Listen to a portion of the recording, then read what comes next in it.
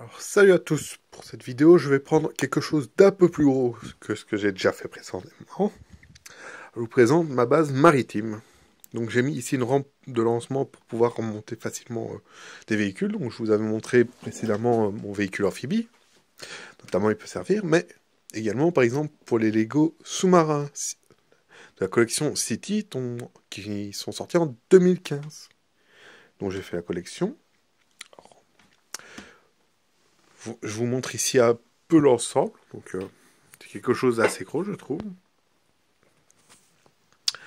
Alors, on va commencer déjà par le centre, donc la base principale.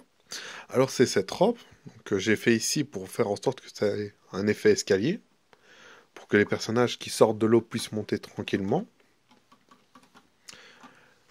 Alors, on arrive ici sur l'espace principal de travail. Alors, pour tirer les véhicules hors de l'eau, j'ai installé un petit treuil. J'ai mis une grille d'usine, ici, pour faire l'évacuation de l'eau, au cas où, par exemple, un sous-marin revienne. Eh bien, malheureusement, il n'y a pas de séchoir au fond de l'océan. Eh bien, il pourra sécher et évacuer l'eau par ici. Alors ici, on a la zone pour le personnel, pour travailler, donc ils peuvent installer leur matériel tranquillement.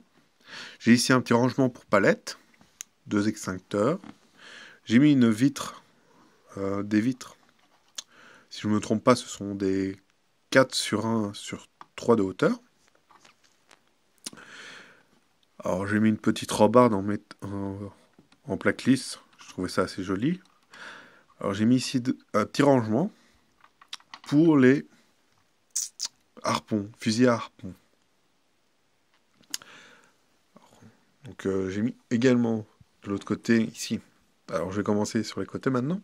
J'ai mis une grue pour pouvoir remonter par exemple des véhicules de plongeurs qui ne savent pas monter sur la rampe. Ou parce qu'ils sont justement trop petits pour remonter donc. Ou par exemple s'ils souhaitent monter ou charger quelque chose à bateau, ils peuvent utiliser cette grue facilement. Et alors, là je vais vous montrer quelque chose que j'ai vraiment apprécié à faire. C'est le bateau d'évacuation. Donc, j'espère que vous avez vu des films avec des bateaux. On voit toujours à l'arrière qu'il y a un petit bateau qui est largué et qui tombe comme ça dans l'eau. Et donc, quand j'ai vu ça, je me suis vraiment inspiré.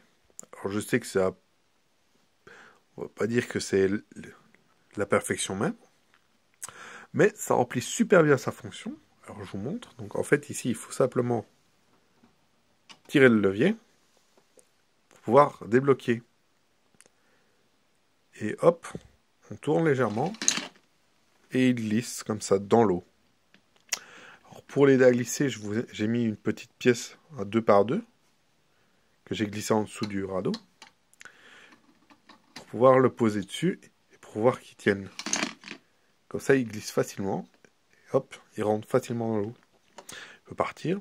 Alors pour l'arrière, j'ai fait un petit moteur, des poignées pour les personnages, une petite lampe à l'avant pour s'éclairer.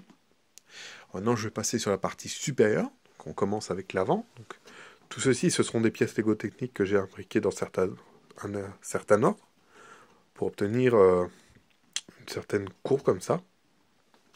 Alors ici, on a mis des lampadaires qui sont réglables, donc ils peuvent descendre plus près de l'eau et éclairer plus facilement, ou avoir une vue plus ensemble, et donc éclairer une plus large zone. Alors, on va commencer sur ce côté-ci. Donc j'ai mis une antenne parabolique. C'est légère, facile à faire. Donc je vous montre bien pour que si ça vous intéresse à faire, vous puissiez la faire facilement. Moi, ça m'a pas pris trop longtemps. Il suffit juste de trouver les bonnes pièces. Et hop, c'est fait. Alors, de l'autre côté, je n'ai rien mis, c'était pour alléger. Et maintenant, je vais passer de la partie la plus intéressante, pour ceux qui l'attendaient. C'est cette grue. Alors, j'ai mis un fil. Donc, on peut descendre et monter facilement. Alors, la grue, je vais vous montrer la particularité la plus sympa de celle-ci. C'est qu'elle glisse. Donc, elle s'est avancée et reculée. Alors, J'admets que ça a été un véritable casse-tête pour fabriquer ça. Et essayer que ça glisse. Pour ceux qui sont fans des éléments qui glissent comme ça, je vous conseille d'avoir les bonnes pièces. Moi, je les avais pas, donc j'ai essayé et j'ai obtenu ceci, mais c'est assez fluide. Alors, je reviens sur la grue, donc j'ai mis 2-3 lampes pour, comme à peu près sur toutes les grues qu'on voit de nos jours. Alors, on sait l'incliner dans tous les sens. Alors, je trouve qu'elle n'est pas super bien faite. Je trouve qu'il faudra améliorer, ou donner un autre aspect, parce que c'est un peu léger, je trouve. Mais bon, je trouve qu'elle va assez bien avec l'ensemble. Je vais terminer sur la partie qui est la plus drôle. C'est que j'ai mis une petite éolienne. Alors, il suffit juste de souffler, et elle tourne tranquillement. Donc, je vais essayer de souffler.